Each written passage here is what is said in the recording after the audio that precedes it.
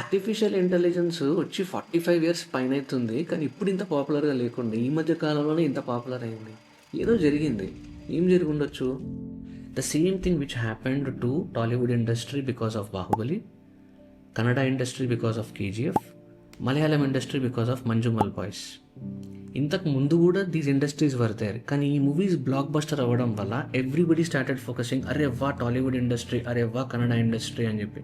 Same thing ChatGPT అనేటువంటి ఒక model బాగా హిట్ అవ్వడం వల్ల everybody started focusing on AI అని ఒక బజ్ క్రియేట్ అయింది. So that is it. But ChatGPT కంటే ముందు కూడా ఏఐ ఉండేది, అండ్ ఫ్యూచర్లో ChatGPT లాంటి మోడల్స్ కూడా ప్రాబబ్లీ ఏజీఐ అని అదని probably few more things will come. So ఈ వీడియోలో we're going to focus on 4 things. First, artificial intelligence అంటే ఏంటిది. సెకండ్, అసలు ఎందుకు కావాలి ఆర్టిఫిషియల్ ఇంటెలిజెన్స్, లేకపోతే అసలు నష్టం ఏంటిది. థర్డ్, ఆర్టిఫిషియల్ ఇంటెలిజెన్స్ అనేది ఎట్లా తయారవుతుంది, how is it created. And లాస్ట్కి LLM అంటే ఏంటిది, లార్జ్ లాంగ్వేజ్ మోడల్ అంటే ఏంటిది. ఇప్పుడు ఎగ్జాంపుల్ ChatGPT కానీ, జెమినీ కానీ, పర్ప్లెక్సిటీలో కొన్ని మోడల్స్ కానీ, క్లాడ్ కానీ, చైనా వాళ్ళు ఏదో డీప్సీక్ అని, క్వెన్ అని కొత్త కొత్త మోడల్స్ తయారు చేస్తున్నారు. అసలు ఈ మోడల్స్ అన్నీ ఏంటివి, ఎట్లా తయారు చేస్తారో ఒక హై లెవెల్ పర్స్పెక్టివ్ తీసుకుందాం. So first let's start with the word itself, artificial intelligence. So ఇక్కడ రాస్తున్నా. So let's write down artificial intelligence. ఈ 2 వర్డ్స్ అర్థమైతే మోర్ ఆర్ లెస్ గేమ్ అర్థమైపోయినట్టే. సో ఇంటెలిజెన్స్ అంటే ఏంటి అంటే, నాకున్నటువంటి నాలెడ్జ్ని రియల్ టైంలో ఇంప్లిమెంట్ చేయడం. అంటే ఏంటిది, ఇప్పుడు you are intelligent, I'm intelligent.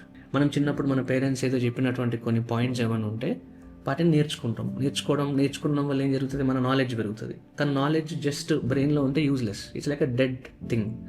ఆ నాలెడ్జ్ని రియల్ వరల్డ్లో ఒక ప్రాబ్లమ్ స్టేట్మెంట్ ఏదో పరిస్థితులు వచ్చినప్పుడు, అరే అప్పట్లో అట్లా నేర్చుకున్నాం కదా అని చెప్పి ఇంప్లిమెంట్ చేసేటువంటి ఆ ప్రాసెస్ని ఇంటెలిజెన్స్ అంటాం. సో ఇప్పుడు you and I have intelligence because we got that intelligence biologically. అంటే by God's gift we have brains, because of that we can think, because of that we can say we are intelligent. ఇప్పుడు point ఏంటంటే, అదే ఇంటెలిజెన్స్ని ఒక కంప్యూటర్లోకి ఎట్లా పెట్టాలి, how can we make computers think like humans అనేటువంటి ఒక అన్వేషణతోనే క్రియేట్ చేయబడ్డటువంటి ఒక subject is artificial intelligence. So artificial intelligence అంటే కంప్యూటర్ని స్మార్ట్గా మనలాగా తయారు చేసేటువంటి అన్ని స్ట్రాటజీస్, అన్ని విత్ డిఫరెంట్ అప్రోచెస్ని డిస్కస్ చేసేటువంటి ఒక సబ్జెక్ట్. అంతే, దట్స్ ఆల్. ఇంకంతకుమించి ఏం లేదు అక్కడ. లెట్స్ అండర్స్టాండ్ అసలు ఆర్టిఫిషియల్ ఇంటెలిజెన్స్ ఎందుకు కావాలి, అది లేకపోతే మనకి పోయేది నష్టమైంది. సో ఒక సింపుల్ ఎగ్జాంపుల్ ఇస్తా. ఏంటంటే, లెట్స్ అజ్యూమ్ ఇది నేను, I want to cook a curry. For that I need vegetables. So నా దగ్గర 2 ఆప్షన్స్ ఉన్నాయి. ఆప్షన్ నెంబర్ 1, ఇక్కడ నా ఫ్రెండ్ ఉన్నాడు, I can tell that friend please go and get vegetables. లేదంటే నా దగ్గర ఒక కంప్యూటర్ ఉంది, I can tell the computer please go and get the vegetables. First computer ఏం చేస్తుందో చూద్దాం. కంప్యూటర్ అంటే I mean robot, humanoid robot లాగా. ఇప్పుడు ఈ కంప్యూటర్ ఏం చేస్తుంది, ఫస్ట్ మార్కెట్కి పోతుంది. పోయిన తర్వాత మా బాస్ ఏం చెప్పిండు, వెజిటేబుల్స్ ఏమని చెప్పిండు. అక్కడ ఏది కనిపిస్తే అవి పట్టుకొని వస్తుంది. తీరా వచ్చి చూస్తే అన్ని టమాటాలే ఉంటాయి. దానివల్ల కర్రీ అవుతుందా? కాదు. మళ్ళీ చెప్తా దానికి, లే నువ్వు పోయి డిఫరెంట్ టైప్స్ ఆఫ్ వెజిటేబుల్స్ పట్టుకరా అని చెప్తా. అదేం చేస్తుంది, ఎగ్జాక్ట్గా దానికి చెప్పాలి, ఎన్ని రకాలని చెప్పాలి. 3 అంటే 3 తెస్తుంది. ఏదో ర్యాండమ్గా 3 వెరైటీస్ పట్టుకొని వస్తుంది. మళ్ళీ కొన్ని కుళ్ళిపోయినవి కూడా రావచ్చు. మళ్ళీ ఏం చెప్పాలి, లేదు మేక్ ష్యూర్ దట్ అన్ని నీట్గా కుళ్ళిపోకుండా లేతగా ఉండాలని చెప్తా. మళ్ళీ పోతుంది. ఈసారి మార్కెటే క్లోజ్ ఉంటుంది. అదేం చేస్తుంది, మా బాస్ ఏం చేయాలో చెప్పలేదు నాకు, మార్కెట్ క్లోజ్ ఉంటే అని చెప్పి అప్పుడు ఆట వస్తుంది. అదే ఒక మనిషి అయితే ఇదే సందర్భంలో వాడికి హై లెవెల్లో మంచిగా తీసుకురా అంటే వాడు మంచిగా తీసుకొని వస్తాడు. ఒక 4-5 తీసుకురా అంటే వాడు 4 అంటే 4-5 అవసరమైతే 4 చేస్తాడు, 3 చేస్తాడు, 5 చేస్తాడు. వాడికి end of the day target ఏంది, కర్రీ చేయాలి. సో కర్రీ చేయాలంటే ఏం కావాలనేటువంటి కామన్ సెన్స్ ఉంటుంది వానికి. ఒకవేళ మార్కెట్ క్లోజ్ అయిందనుకో, వాడు వర్స్ట్ కేసులో పన్నీర్ తెస్తాడు. పన్నీర్ అయితే షాప్లో దొరుకుతుంది కదా. లేదా వర్స్ట్ కేసులో ఎగ్స్ చేస్తాడు, ఎగ్స్ కర్రీ దేనికి. సో గొడవే లేదు. అంటే ఒక కంప్యూటర్కి literally you have to give instructions, whereas మనిషికి హై లెవెల్లో చెప్పినా కానీ హీ కెన్ అండర్స్టాండ్. సో అటువంటి ఇంటెలిజెన్స్ ఇప్పుడు నేను కంప్యూటర్లో పెట్టగలిగితే, నేను హై లెవెల్లో చెప్తే పని చేయగలిగితే మజా వస్తుంది కదా అనేటువంటి ఈ ఆలోచన తోటి వచ్చిందే artificial intelligence. How to make this guy behave like this guy is artificial intelligence, that's all. So ఇక్కడ ఇంకొక ఇంట్రెస్టింగ్ పాయింట్ ఏంటంటే, అన్ని ప్రాబ్లమ్స్కి ఆర్టిఫిషియల్ ఇంటెలిజెన్స్ తోటి పని లేదు. If a problem is simple, you can solve it without using artificial intelligence. For example, నేను ఇక్కడ ఉన్నాను, I want to send a message to my friend who is in a different place. So దీనికోసం నేనేం చేయాలి, మధ్యలో ఒక server లాంటిది ఏదైనా పెట్టి నేను నా మెసేజ్ని నా ఫోన్ నుంచి సర్వర్కి పంపిస్తే సర్వర్ నుంచి ఆ మెసేజ్ నా ఫ్రెండ్కి వెళ్తుంది. తర్వాత ఒక గ్రూప్ ఆఫ్ పీపుల్ ఉన్నారనుకో, ఒక గ్రూప్ క్రియేట్ చేసి ఇదే మెసేజ్ నేను ఇక్కడ కంప్యూటర్ నా గ్రూప్లో పంపిస్తే అదే మెసేజ్ డిఫరెంట్ పీపుల్కి వెళ్తుంది. అంటే ఇదేంది, this is nothing but WhatsApp. So WhatsApp అనేటువంటి ఒక app, it can be easily broken down and we can easily make a solution. అంటే ఒక పేపర్ మీద ఇట్లా ఉండాలి అట్లా ఉండాలని చెప్పి నేను ఒక బొమ్మ గీసి తయారు చేసి ఇన్స్ట్రక్షన్స్ని ఎక్స్ప్లెయిన్ చేయొచ్చు. ఇలాంటి ప్రాబ్లమ్స్కి ఏఐతో పని లేదు. ఇలాంటి ప్రాబ్లమ్స్కి we can simply build something called as a software, లేదంటే యాప్, లేదంటే ప్రోగ్రామ్, లేదంటే అప్లికేషన్. పేరు ఏదైనా కావచ్చు, సాఫ్ట్వేర్, యాప్, అప్లికేషన్, ప్రోగ్రామ్ ఏదైనా కావచ్చు. బట్ ఫండమెంటలీ ఒక problem statement can be solved by writing instructions. అంటే వాట్సాప్ అనే సాఫ్ట్వేర్ని ఐ కెన్ డైరెక్ట్లీ రైట్. ఈ మార్కెట్లో ప్రోగ్రామింగ్ లాంగ్వేజెస్ ఉంటాయి కదా, C++, Java, .NET, Golang, JavaScript, Python. ఈ లాంగ్వేజెస్ లోపల నేను సింపుల్గా ఒక సాఫ్ట్వేర్ తయారు చేస్తే కేల్కతాం. కానీ ఇలాంటి ప్రాబ్లమ్కి ఏఐ కావాలి అని అంటే, let's say we are doing a cat versus dog identification. Simple అనిపించచ్చు. క్యాట్ వర్సెస్ డాగ్ ఐడెంటిఫికేషన్ ఏముంది, చూడంగానే చెప్పేయచ్చు ఇది క్యాట్, చూడంగానే చెప్పేయచ్చు ఇది డాగ్, ఏముంది దాంట్లో పెద్ద. అది నీకు నాకు సింపుల్. కానీ కంప్యూటర్కి ఎట్లా అర్థం చేపిస్తావు ఏది క్యాట్ ఏది డాగ్ అని? సో కంప్యూటర్కి నువ్వు ఎక్స్ప్లెయిన్ చేయాలి, బాబు నీకు ఇలాంటి ఇమేజ్ కనిపిస్తే దట్ ఈస్ క్యాట్, ఇలాంటి ఇమేజ్ కనిపిస్తే దట్ ఈస్ డాగ్. ట్రై చేద్దాం. Let's actually try writing instructions. How do you define a cat? Let's assume, okay, కొంచెం బొచ్చు తక్కువ ఉంటే ఇట్ ఈస్ క్యాట్, కానీ బొచ్చు ఎక్కువ ఉంటే ఇట్ ఈస్ డాగ్ అని అనుకుందాం ఫర్ ఎ మూమెంట్. బట్ మార్కెట్లో నీకు బొచ్చు ఎక్కువ ఉన్న క్యాట్లు కూడా ఉంటాయి, లేదా బొచ్చు తక్కువ ఉన్న క్యాట్లు కూడా ఉంటాయి, డాగులు కూడా ఉంటాయి. So that rule will fail. Then you will say some other rule. ఒకటి ఫర్ బేస్ ఉంటుంది, అది ఫెయిల్ అయింది. లేదంటే ఐ కలర్ని బేస్ చేసుకొని రూల్ రాద్దామని అనుకుంటావు, కానీ ఐ కలర్ని బేస్ చేసుకొని కూడా ఫెయిల్ అవుతుంది. 2 కాళ్ళు ఉంటే ఇట్లా, 4 కాళ్ళు ఉంటే ఇట్లా, బొచ్చు ఇట్లుంటే ఇట్లా, ఈ కలర్ స్కిన్ ఉంటే ఇట్లా, ఈ కలర్ ఇట్లా నువ్వు రూల్స్ రాయలేవు. It's impossible. బేసిక్లీ నా point I'm trying to make is, the problem is so simple, but the number of possibilities are so many. ఎందుకంటే నువ్వు ఏ రూల్ రాసినా దాన్ని ఫ్లంక్ చేసే, దాన్ని నలిఫై చేసేటువంటి ఇంకొక సినారియో అనేది ఏర్పడుతుంది. సో మరి ఇలాంటి ప్రాబ్లమ్స్కి నేను ఇన్స్ట్రక్షన్, ఇప్పుడు వాట్సాప్ కంటే సింపుల్, నేను కూర్చోబెట్టి C++, .NET, జావాలో నేను కోడ్ రాపించి ఒక సాఫ్ట్వేర్ తయారు చేయించిన. మరి క్యాట్ వర్సెస్ డాగ్కి నేను ఎట్లా తయారు చేపిస్తా? It is very difficult. Same goes with face recognition. ఇప్పుడు నా ఫేస్ ఉంది, ఇది second problem statement. Face recognition, FR అంటాం దాన్ని. ఎందుకు అది కాంప్లెక్స్? ఇప్పుడు నేనే ఉన్నా, నా ఫేస్ ఉంది, ఈరోజు నేను ఎట్లున్నా. ఇప్పుడు ఇక్కడ ఒక లైట్ పెట్టుంది, నేను లైట్ బంద్ చేస్తే నా ఫేస్ కొంచెం మేబీ డార్క్ అవుతుంది. అక్కడ నేను ఒక రెడ్ కలర్ లైట్ పెట్టుంటే నేను నా ఫేస్ అవి వెనకాల కనబడుతుంది. ఇక్కడ గ్రీన్ కలర్ లైట్, ఇక్కడ రెడ్ కలర్ లైట్ ఉంది కదా, ఆ టింట్ నా ఫేస్ మీద పడుతుంది. పడ్డప్పుడు నా ఫేస్ వేరేలాగా కనపడుతుంది. పొద్దున ఒకలాగా ఉంటుంది. అంతెందుకు, నా గడ్డం తీసేసినాను అనుకో, నా ఫేస్ వేరేలాగా మారిపోతుంది. కొంచెం జుట్టు పెడితే వేరేలాగా ఉంటుంది, కళ్ళద్దాలు పెట్టుకుంటే వేరేలాగా ఉంటుంది. సో నేను రూల్స్ రాయాలంటే ఏ బేసిస్ మీద రాయాలి? సో ఇటువంటి problems are so simple for humans but not simple for computer. అలాంటి కాంప్లెక్స్ ప్రాబ్లమ్స్కి we need AI. So but ఈరోజు ఫేస్ రికగ్నిషన్ అనేది మన ఫోన్లలో వచ్చింది. ఎట్లా వచ్చిందంటే ఈ ఏఐ అనేటువంటి ఇది రావడం వల్లనే ఇవాళ ఫేస్ తోటి అన్లాక్ అవుతుంది మన phone. So that is the difference. So simply put, artificial intelligence అంటే కంప్యూటర్ని స్మార్ట్గా హ్యూమన్ లాగా చేయాలి అనేటువంటి ఒక జర్నీ. సిమిలర్ టు ఇప్పుడు ఫైనల్ డెస్టినేషన్ కంప్యూటర్ స్మార్ట్ అవ్వాలి. ఎట్లయితుంది? We don't care. There are different roads. Same like ఇప్పుడు నేను అమెరికాకు పోవాలి, నా టార్గెట్ ఏంది అమెరికాకు పోవాలి.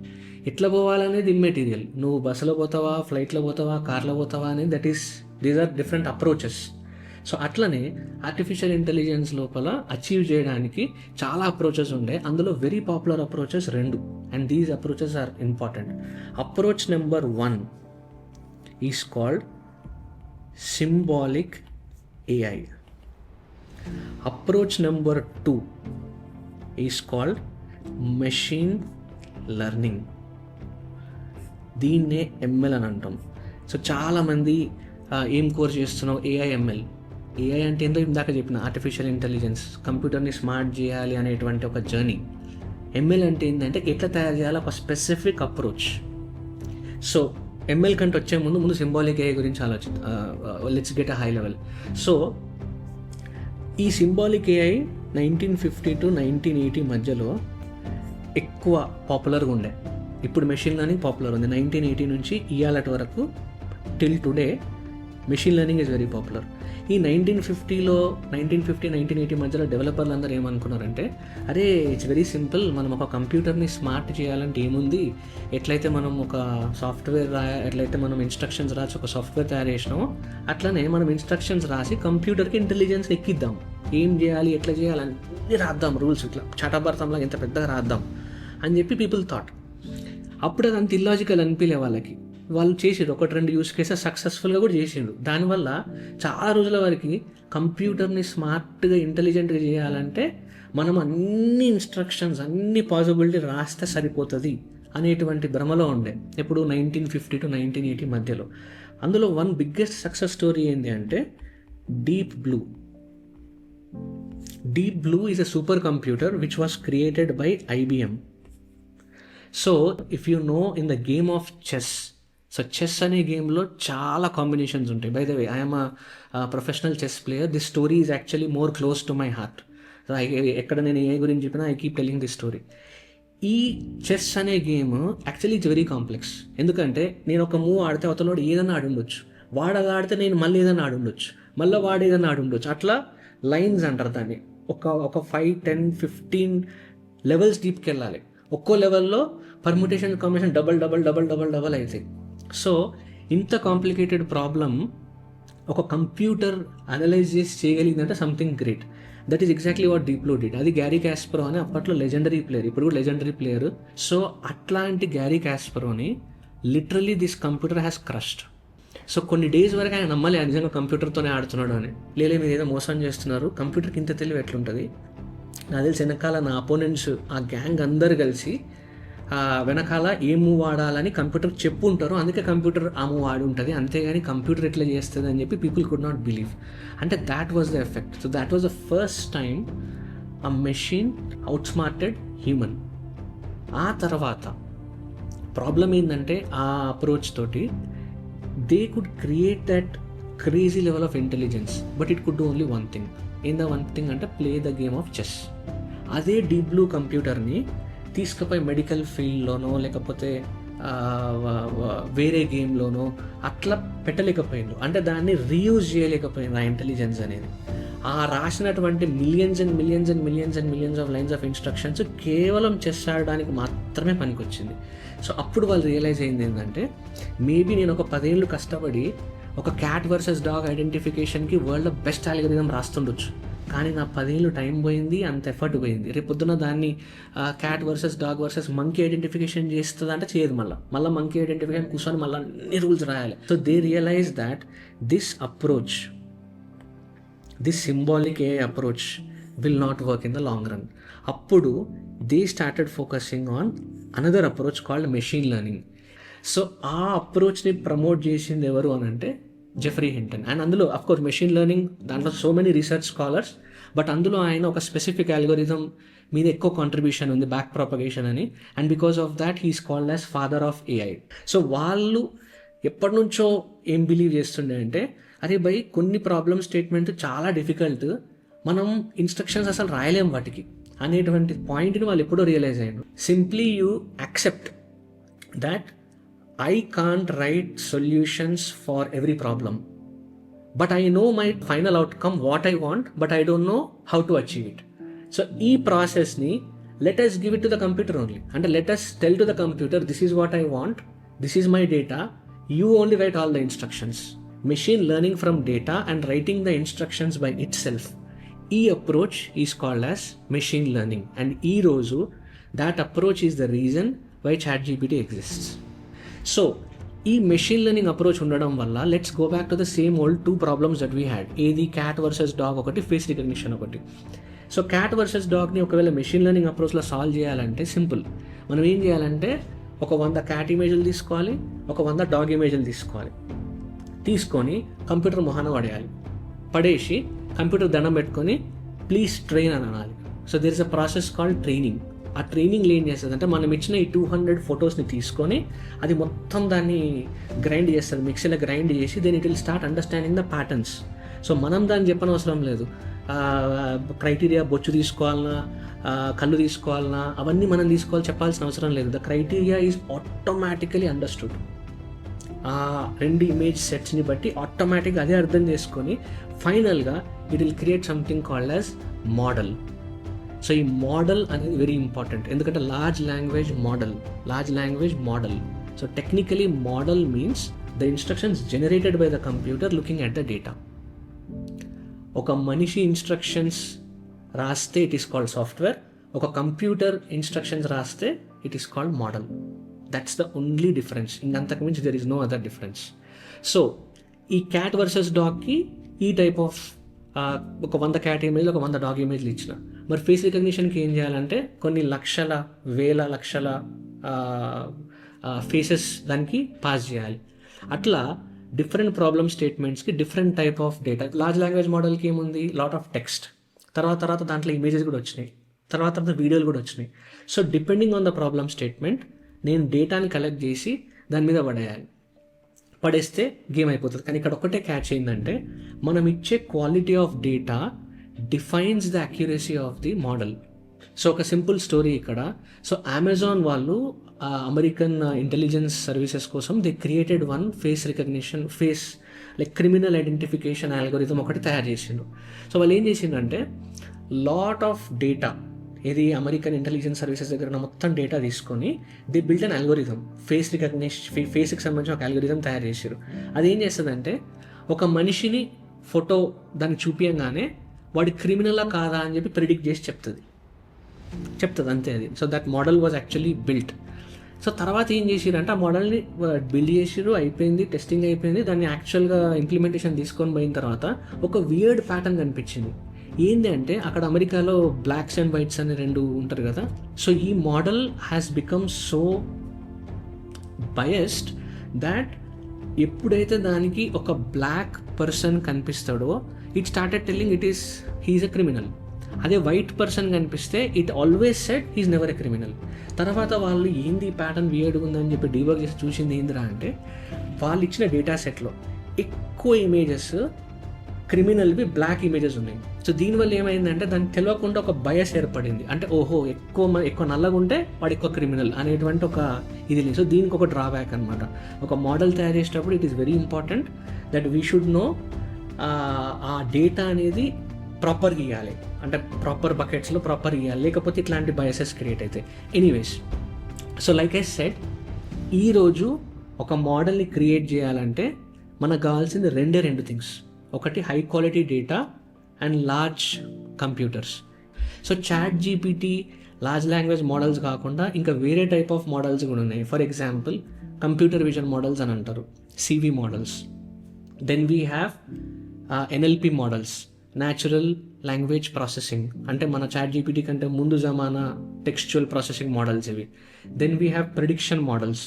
Then we have recommendation models. For example ఇప్పుడు మీరు యూట్యూబ్ లోపల ఒక షార్ట్ చూసిన తర్వాత ఆటోమేటిక్గా మీకు చాలా రిలేటబుల్ షార్ట్ వస్తుంది. నెక్స్ట్ ఎట్లా వస్తుంది?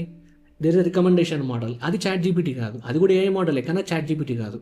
సో దాని పని ఏంది? నువ్వు చూసినటువంటి షార్ట్స్ని అనలైజ్ చేసి నెక్స్ట్ నువ్వు ఏ షార్ట్ చూస్తే నువ్వు యూట్యూబ్లో ఎక్కువసేపు ఉంటావు అనేటువంటి అల్గోరిథం అది.